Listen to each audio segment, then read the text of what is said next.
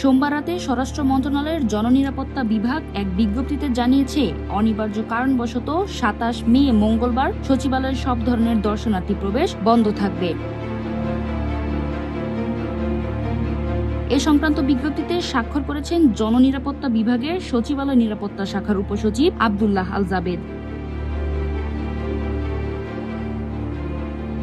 এদিকে সরকারি চাকরি অধ্যাদেশ ২০২৫ প্রত্যাহারের দাবিতে টানা তৃতীয় দিনের মতো সচিবালয়ের ভেতরে বিক্ষোভ করেছেন বিভিন্ন মন্ত্রণালয় ও বিভাগের কর্মকর্তা-কর্মচারীরা। দুপুরে 12:30টার দিকে তারা সচিবালয়ের সব প্রবেশ গেট বন্ধ করে অবস্থান নেন এবং জোরালো স্লোগান দিতে থাকেন।